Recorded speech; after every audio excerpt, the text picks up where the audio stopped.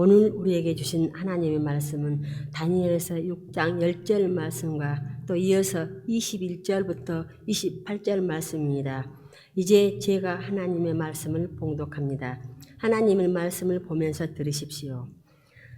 다니엘이 이 조서에 왕이 도장을 찍힌 것을 알고도 자기 집에 돌아와서는 윗방에 올라가 예루살렘으로 향한 창문을 열고 전에 하던 대로 하루 3번씩 무릎을 꿇고 기도하며 그의 하나님께 감사하였더라.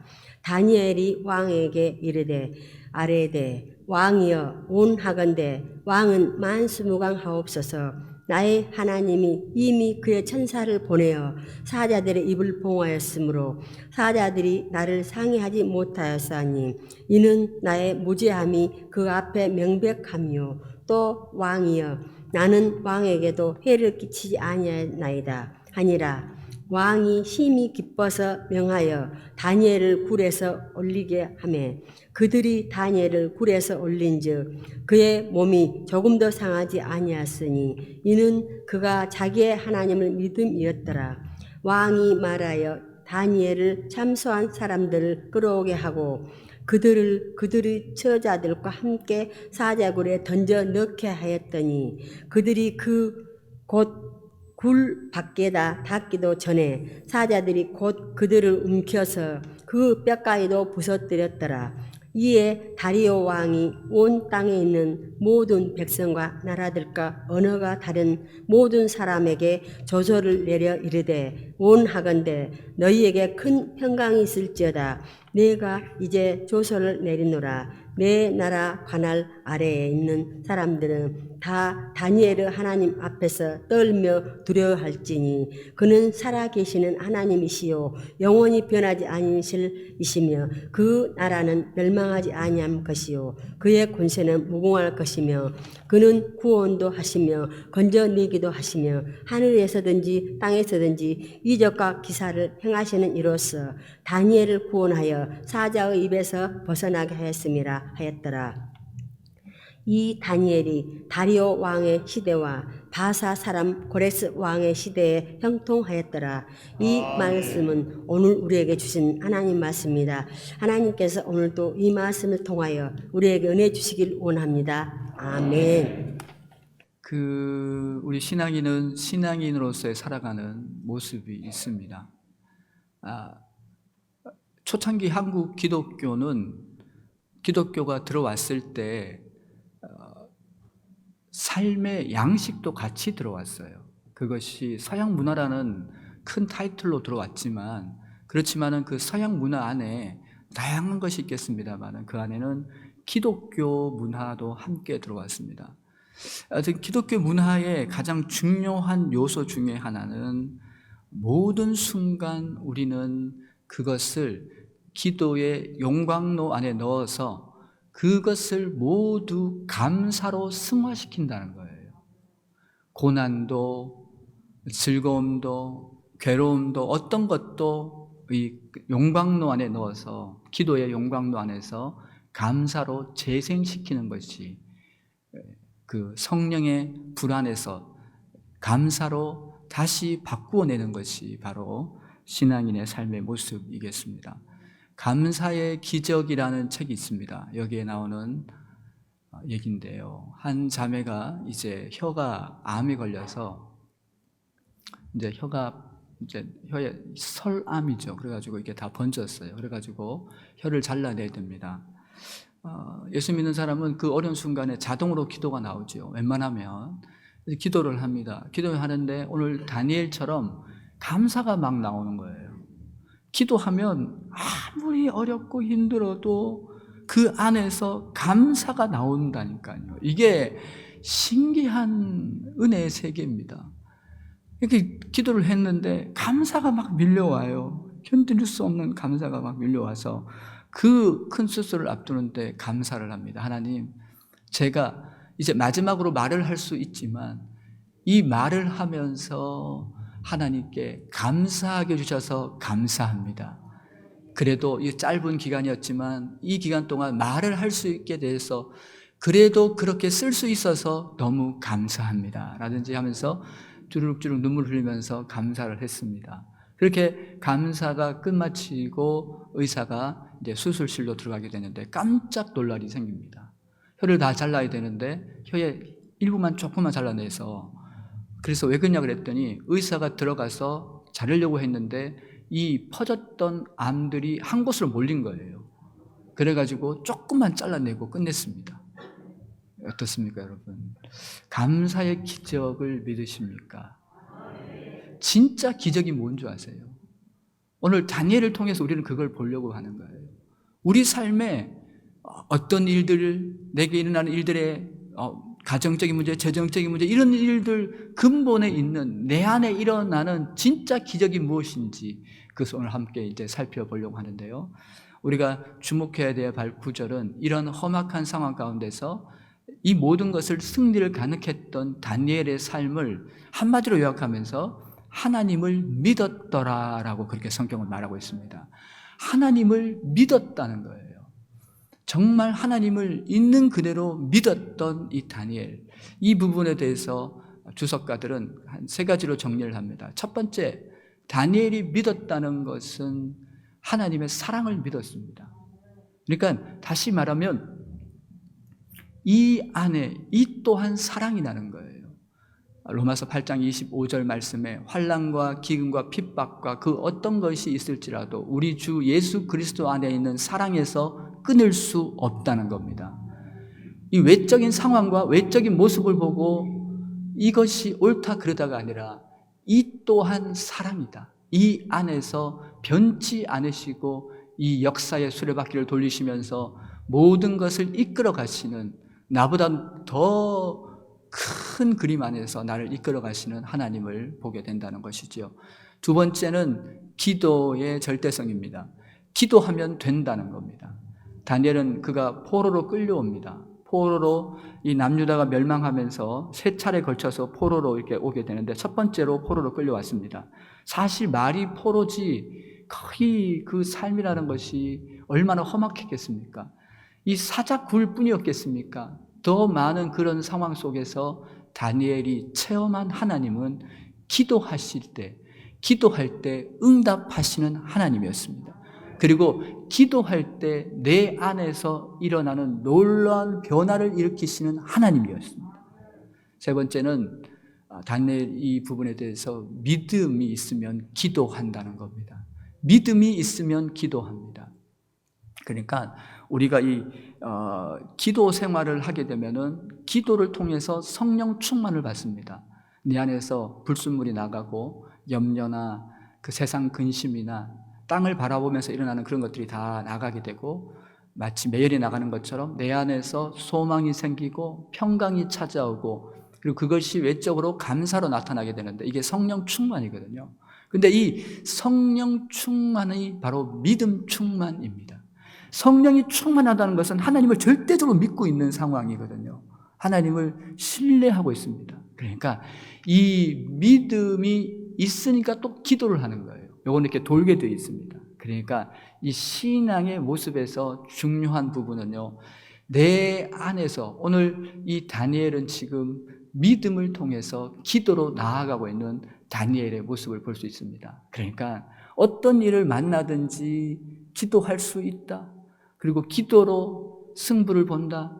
그냥 밤을 새워서 앉아가지고 그렇게 한숨만 푹푹 땅이 꺼지라 그렇게 하는 것이 아니라 두 손을 모을 수 있다. 그 사람이 믿음 좋은 사람입니다.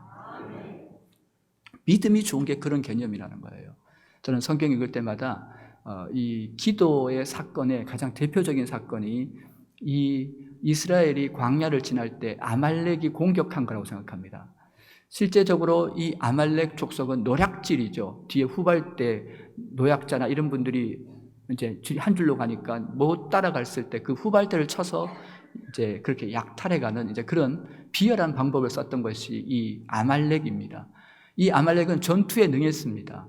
그런데 이 전쟁의 승패는 이스라엘이 이기는 것으로 돌아갔다는 거예요. 그것이 무엇이었냐면, 그 비결이 무엇이냐면, 모세가 출애굽기 17장에 기도의 손을 들었을 때 하늘이 열리고 놀라운 하나님의 은혜가 그곳에 임합니다.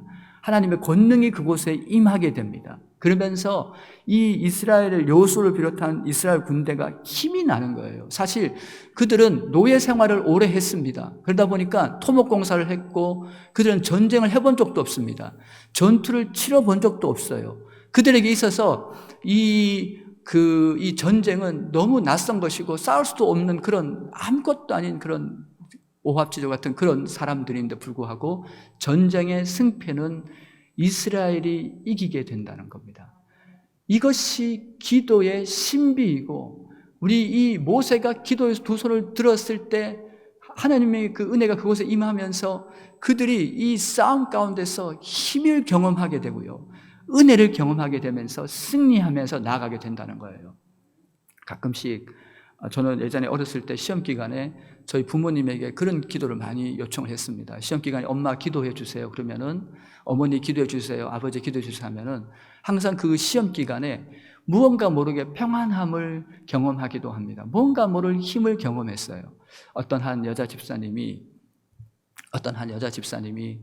길을 가고 있었는데 갑자기 너무 기도가 하고 싶더래요. 그래서 모든 걸 창피를 무릅쓰고 그 횡단보도 위에서 이렇게 무릎 꿇고 기도를 했대요. 너무 막 마음이 그래가지고 그렇게 기도를 했는데 나중에 알고 봤더니요, 그 시간에 남편이 차 사고가 난 거예요. 차 사고가 나가지고 이 차가 찌그러져가지고 나올 수가 없는 상황인데 이 남편 표현이 그렇습니다. 나도 모르는 힘이 막 나더라는 거예요. 내 안에서 나도 모르는 어떤 힘들이 막 나면서 그곳을 헤쳐나오게 됐다는 겁니다. 이 기도의 능력, 모세가 그래서 이 나중에는 아론과 훌이 이 팔이 내려가니까 아론과 훌이 이 팔을 붙잡고 있었습니다. 전략도 아니었습니다. 기술도 아니었습니다. 개인의 능력도 아니었습니다. 그곳에서는 한 사람의 기도가 그 모든 것을 좌우했습니다. 유명한 부흥사였던 빌리 그레함이라는 분이 있습니다. 이분은 전 세계에 살아생전에 정말 많은 영향을 끼쳤고 우리나라에도 왔던 유명한 빌리 그레함 목사님이 있습니다. 빌리 그레함 목사님은 모든 집회 때마다 수많은 사람의 영적 각성과 회복을 일으켰던 아주 귀한 분이시죠. 근데 늘 집회가 끝나면 한 통의 편지를 받았습니다. 그 편지의 내용이 무엇이었냐면 그 내용입니다. 목사님, 오늘도 목사님이 어느 지역에서 집회를 하셨지요. 제가 목사님 집회 시간에 맞춰서 처음부터 끝까지 기도했습니다. 중보했습니다. 그러는 거예요. 아니, 집회 끝날 때마다 그 편지를 받는데 조금 마음이 그래요. 뭐 이게 대단하다고 뭐 그러면서 이제 그래도 고맙네. 그러고는 이제 말았는데 쉽게 생각했는데 어느 날 집회를 인도하는데 그날 성령 역사하심이 없었어요. 너무 미미했고 회심자도 적었고 너무너무 이상하다. 왜 이러지 그랬는데 놀라운 일을 발견했습니다. 그것은 무엇이냐면 그 할머니가 다시 편지가 왔어요. 한참 뒤에 편지가 왔는데 그런 내용으로 왔습니다. 지난번에 집회 때 그 기간에 제가 너무 아팠습니다, 목사님. 그래서 제가 기도를 못했어요. 그래서 목사님 너무 죄송해서 제가 편지를 씁니다라고 했습니다. 그때 빌리 그레함은 그렇게 회개를 했다고 합니다. 한 사람의 기도가 중요하구나. 예레미야서는 그렇게 말합니다. 한 사람의 기도하는 의인이 있으면, 한 사람의 의인이 있으면, 기도하는 자가 있으면 내가 그 성을 멸하지 아니하겠다. 하나님 나라는 숫자에 있지 않습니다. 하나님 나라는 양에 있지 않습니다. 그 순전한 한 사람이 시대를 새롭게 하고 모든 것을 바꾸는 것이요. 이게 바로 살아있는 기도의 능력이 되는 것입니다. 정재훈 박사라는 분이 있습니다. 이분은 나사 관련 업체의 이제 그런 박사님인데요. 그 챌린저하고 아폴로가 떠날 때 그리고 돌아올 때 폭발하지 않았습니까? 그래서 우주 비행사들이 7명이 다 죽기도 하고 그렇게 했을 때 미국에서는 비상이 걸렸습니다. 아니, 뭐 때문에 이 우주선이 폭발했을까? 그리고는요, 그것을 치밀하게 조사를 했는데 한 가지 결론에 도달했습니다. 그것은 무엇이냐면 대기권 외부로 나가면서 이 비행기가 온도가 막 수백 도 떨어지니까 이 비행체가 이 지구상에서 만든 비행체가 냉각되면서 이게 수축돼 버린 거예요. 그러면서 그 안에서 이 엔진을 일으키던 이 가스가 새어나와서 이게 가스가 점화되면서 폭발해 버린 거예요. 그렇게 되면서 원인을 발견하면서 이 열 조정 장치를 열 변환 장치를 만들어야 되는 거예요. 그러니까 나갈 때는 밖에서 그 순간 그 전체에 열을 공급하고 들어올 때는 다시 그것을 해서 다시 또 냉각시키는 이 기술을 갖고 있는 그것을 개발해야 되는데 이게 쉽겠습니까? 그게 사람이 계속 거기서 붙어 있을 수도 없고 불 뗄 수도 없고 그렇지 않습니까? 근데 이 정재훈 박사님은 놀라운 하나님의 방법인 기도를 사용합니다. 그는 새벽 4시면 어김없이 일어납니다. 그리고는요 주님 앞에 나아갑니다. 그리고 엎드려요. 근데 놀라운 것이 무엇이냐면 상상도 못하는 하늘로부터 지혜가 임하더라는 거예요. 놀라운 하늘문이 열리고 위로부터 지혜가 임하는데요, 그에게서 이 도면이 보이는 거예요. 하나님 도면을 보여주시는 거예요. 이게 여러분 이 기도라는 게요, 아침을 여는 기도라는 게 이게 너무너무 중요합니다. 우리가 처음부터 일어나면은 아이고 또 하루가 시작됐네, 그게 아니라 감사 기도하고 그렇지 않습니까? 우리가 이 기도 생활을 하는 것은 하나님과 단절되지 않기 위함입니다. 마귀의 전략은 단절시키는 겁니다. 우리가 하나님 안에 있고 하나님을 신뢰하고 하나님을 바라볼 수 있으면 마치 포도나무 비유와 같아요. 접붙여 있기만 하면 우리는 승리하는데 마귀는 이걸 단절시키는 겁니다. 이걸 끊어버리는 겁니다. 통신시설, 영적 핸드폰을 망가뜨려버리는 거예요. 하나님과의 관계를 단절시키면서 우리가요, 이 아무것도 아닌 세상 사람마도 못한 그런 존재로 살아가게 만들면서 시험에 빠지게 하고 낙심해서 결국은 불신과 그리고 그런 죄악 가운데로 떨어지게 만드는 것이 마귀의 전략이라는 거예요. 오늘 이 다니엘을 봅니다. 오늘 이 다니엘을 보는데 그는 포로로 끌려갔습니다. 그렇지만은 그는 아주 기초예요. 기초. 여러분. 아주 기초. 하나님 우선, 하나님 중심, 하나님 제일주의입니다. 모든 순간 그의 선택은 목숨보다 귀한 것이 하나님입니다. 그는 목숨보다 귀한 게 주님입니다. 내 생명보다 귀한 게 주님입니다. 그래서요, 그는 그 신앙의 기초에 충실합니다. 신앙의 기본에 충실한 그러한 삶을 다니엘은 늘 걸어갑니다. 그것이 열흘 동안 채식을 먹었던 사건이라든지, 그 다음에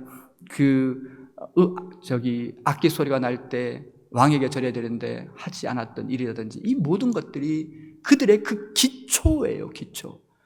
나를 살리는 건, 나를 일으키는 건 세상이 아니고 그 어떤 원리나 그 재정이 아니다. 나를 일으키는 건 하나님이시다. 조서의 어인이 찍힌 것이 그 어인이 나를 결정하는 게 아니라, 사자의 그 본능이 나를 결정하는 것이 아니라 하나님이 그 사자의 입을 결정하신다. 이걸 믿는 겁니다. 나의 모든 결정은 하나님께 있다는 이 기초였습니다. 그랬을 때 그는 모든 삶에서 예수를 잘 믿는 삶이 건강한 삶이에요. 바른 윤리적인 삶입니다. 우리가 윤리적인 삶을 살기 위해서 예수를 믿는 게 아니에요. 예수를 잘 믿으면 윤리적이 됩니다, 여러분. 화가 줄고 감사가 넘치고 사랑이 넘치고, 그래서 예수 믿는 곳 사람이 있는 곳에는 그 사람을 이끌어서 복의 근원이라고 말하는 이유가 거기에 있다는 거죠. 이 다니엘은 지금 그런 험악한 상황이 계속되는 그 상황 속에서 그런 신앙의 기초를 잃지 않았을 때, 지금 포로를 끌려가지고 총리까지 됐다니까요. 놀라지도 않으시네요. 이게 말이 됩니까, 여러분? 필리핀 사람이 우리나라 와가지고 그 사람이 우리나라 총리가 됐어요. 말이 됩니까? 말이 안 돼요. 하나님 나라에서는 말이 됩니다. 우리의 신앙이, 이 경건이라는 것이 우리의 삶을, 하나님을 높이는 자는 내가 그를 높이리라. 왜? 너는 나에게 붙어 있었잖아. 오늘 이런 상황 속에서 다니엘은 승승장구하는데 마지막 결정적인 시험을 만나게 됩니다.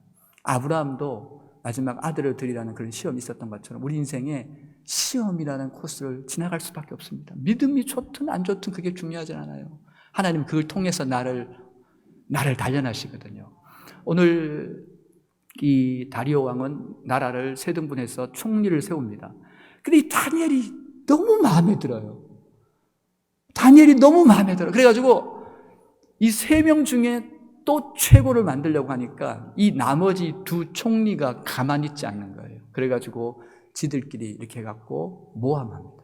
그래갖고 만든 전략이 뭐냐면 어떤 것을 다니엘을 흔들 수 없으니까 흔들었던 게 뭐냐면 종교적인 이유입니다. 30일 동안 왕이시여, 왕 외에 다른 신에게 기도하거나 절하는 사람은 사자굴에 넣으시죠. 왕은 나의 충성스러운 신하들이여, 너희들은 정말 충성스러운 신하들이다. 어떻게 그런 생각을 했냐고요. 아무 생각 없이 그 말도 안 되는 거기에 도장을, 어인을 찍습니다. 그리고 도장을 찍으면서 그렇게 말합니다. 이것은 변개할 수 없는, 바꿀 수 없는 도장이다. 어떤 것도 이 법을 바꿀 수 없다고 합니다. 그리고 나서는 조금 지나서 바로 옵니다. 다니엘을 꺾으려고 하는 거구나. 다 알잖아요, 사람이. 뭐, 뻔하면 뻔이잖아요.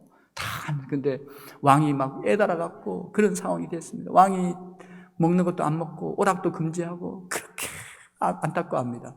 제일 안타까운 게 누구겠어요? 제일 안타까운 건 다니엘이죠. 이거 지금 어떻게 해야 하나? 이제 그런 갈팡질팡하는 상황 속에서 다니엘이 택한 것은 그는 인생의 포로기를 끌려와서 그 험악한 시간들을 지내고 보내면서 다니엘은요, 어디 기도 한두 번 했겠습니까? 하루에 3번씩 기도할 정도로 기도가 좋았어요. 다니엘은 기도가 전부였어요. 여러분, 주 예수보다 더 귀한 것은 없네. 이 세상 부귀와 바꿀 수 없네.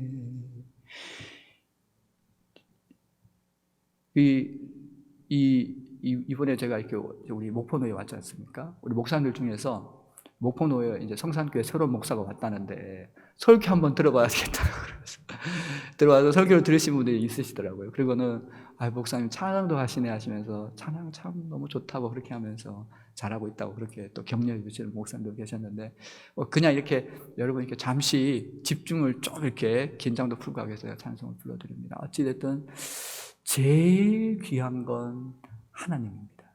그리고 그분을 만나는 겁니다. 다 힘들고 어려워도 뭐 총리라고 근심이 없어요. 총리라고 어려운 일 없어요. 근데 기도하러 나가면 마음이 풀리는 거예요. 그는 수많은 죽음의 사선을 넘어오면서 그는 이 기도 때문에 그는 존재했어요. 그는 이 기도 때문에 그의 모든 삶의 의미를 발견했습니다. 총리 때문에 아니에요. 이제 그렇게 하면서 하루에 3번 그는요, 목숨보다 더 귀한 기도, 그는 창문을 엽니다. 그리고는요, 열왕기상 8장에 솔로몬이 그렇게 기도를 합니다. 하나님, 참 대단해요. 그 기도가. 그 기도 내용이 뭐냐면 사로잡혀 갔을지라도 이곳을 향하여 눈을 들어 기도하면 그 기도를 응답하여 주옵소서. 엄청나지 않습니까? 그렇게 기도를 했을 때 그걸 순종하고 그 약속과 그 말씀을 부여잡고 다니엘은요, 창문을 열고 하루에 3번씩 유대인의 풍습대로 엎드려서 기도합니다. 다른 거 다 필요 없습니다. 변하지 않습니다. 달라지지 않습니다, 여러분. 군대 가가지고 고무신 거꾸로 신는다 그러지 않습니까? 고무신 바깥 신는다 그럽니까? 하여튼 이 변하는 건 좋지 않은 것 같아요. 이 변하지 않는 것을 우리 이 용어로 바꾸면은 이것을 충성이라고 얘기합니다. 군대에서 우리 군인들이 충성하지 않습니까? 그게 충성이에요. 성령의 9가지 열매 중에 하나입니다. 성령 충만하면 바뀌지 않습니다. 주님만 사랑합니다. 이 충성은 언제 그 진가가 발휘되냐면 고난 중에 발휘되는 거예요. 내가 낙심될 때 발휘되는 거예요. 봉사하고 섬기고 교회를 하다가 나만 하는 것 같고 나만 고통당하는 것 같고 저분은 안 하는데 나만 괴로운 것 같고 그렇게 비교할 때 내게 찾아오는 그 모든 그 순간에 여러분 우리에게 요구되는 성령의 열매는 성령의 충만함의 한 표현은 바로 충성이라는 겁니다. 충성에 관한 아름다운 예화가 있습니다. 어느 마을에 부흥회가 열렸습니다. 근데 부흥회를 열은 날 태풍이 밀려왔어요. 폭풍과 밀려왔습니다. 그래가지고 아무도 오지 못했어요. 목사님은 발을 동동 굴리다가 시간이 되고 조금 지나니까 어쩔 수 없지 그냥 혼자 기도해야 되겠다고 하는데 문 소리가 나는 거예요. 끽 하고 문 열리고 들어오는데 한 아이가 들어왔어요. 막 몸이 그냥 물에 그냥 비에 젖어가지고 몰골이 그냥 그런 모습으로 문을 열고 들어온 거예요. 그랬는데 이 목사님 더 대단해요. 걔 혼자 앉혀놓고 부흥회를 했습니다. 이 아이가 자신의 삶을 드리기로 헌신하기로 결단합니다. 헌신하기로 결단했는데 여러분, 이 아이가 나중에 어떻게 된 줄 아십니까? 이 아이가 바로 아프리카 선교의 아버지인 그 참 너무 유명한 리빙스턴이라는 사람입니다, 여러분. 그는 아프리카에서 그 어려움 중에 많은 사역을 감당하면서 임마누엘 신앙으로 다 이겼을 때 유럽에 있는 수많은 젊은이들이 선교사로 뛰어들기 시작했습니다. 충성은 이 목사님과 이 아이의 이 충성은 위대한 아름다운 결과를 만들어내는 거예요. 여러분, 변치 않을 때 여러분 삶엔 하나님의 놀라운 은혜의 열매가 열릴 줄 믿습니다. 기도 조금 하고 마음 또 삐져가지고 하나님 안 계시나 봐, 그렇게 하지 말고요. 기도하면서 나아가면서 또 이 영적 전투의 세계에서는 시간이 필요한 경우가 있어요. 그렇지만 하나님은 듣고 계십니다. 하나님은 비적하고 계십니다. 그 믿음으로 승리하시길 주님을 축복을 드립니다. 그래서 오늘 학자들은 이 두 번째 관점에서 보면 그렇게 생각하는 분이 있어요. 과연 다니엘이 기도를 하긴 했는데 얼마나 힘들었을까? 기도가 나왔겠습니까? 그냥 주여 주여. 저희도 그렇지 않습니까? 너무 힘들면 주여밖에 안 나와요. 아버지여밖에 안 나와요. 뭔 기도가 나오겠습니까? 너무 힘든데 지금 내일 지금 큰일이 있고 지금 결제돼야 될 일이 있고 지금 나가야 될 잔금이 있고 그 지금 어려운 지금 있는데 기도가 나옵니까? 그냥 주여밖에 안 나와요. 너무 힘들고 괴로워요. 그것을 똑같이 겪었던 분이 한나라는 분이 있습니다. 한나라는 이 여인은 그 분인나 때문에 자기 육체적 한계 때문에 이 분인나와 갈등 때문에 너무 힘들어가지고 분노하면서 격분하면서 성전에서 기도하지 않고 입으로 중얼거렸어요. 입으로 신음하면서 중얼중얼 대니까 오죽했으면 엘리 제사장이 그걸 보고 아유, 술 그만 좀 끊으라고, 술 먹지 말라고 이제 그렇게까지 할 정도로 기도가 아니었어요. 근데 응답되었습니다. 하나님을 들으셨다는 거예요. 시편에서는 그렇게 얘기합니다. 내 신음소리도 들으시는 하나님이십니다. 여러분이 기도하겠다고 돌아서고 하나님을 바라보는 그 순간부터 하늘은 열리는 겁니다, 여러분. 어머 내 새끼, 어머 내 새끼, 어머 내 새끼 기도하러 왔네. 우리 주님 보시고 그래 내가 다 안다, 내가 다 안다. 그리고요, 기도를 조금 지나게 될 때 아무리 어렵고 힘들어도 우리 마음 안에는요, 주님을 만나는 순간부터 내 안에 새로운 신앙의 영적인 일들이 내 속에 일어나게 되는데 그것이 바로 감사입니다. 다시 하면 내 안에 평강이요, 이게 경험해 봐야 돼요. 신비합니다. 그렇게 힘들고 어려워도 기도하고 쪼아리고 두 손 모으면 내 마음 안에 무언가가 이렇게 밀려 들어와요. 내가 왜 이것 때문에 염려했지? 왜 예배 드립니까, 여러분? 예배 드리고 돌아가는 성도들이 얼굴이 왜 해같이 빛납니까? 예배 드리다가 말씀 듣다 찬송 듣다가 내가 왜 그것 때문에 염려했지? 할렐루야. 이게 은혜라는 겁니다, 여러분. 이 다니엘은 무언가 모를 이 부분에 대해서 많은 주석가들은 그 많은 얘기를 합니다. 그렇지만은 우리가 천국 가서 다니엘을 만나봐야 합니다.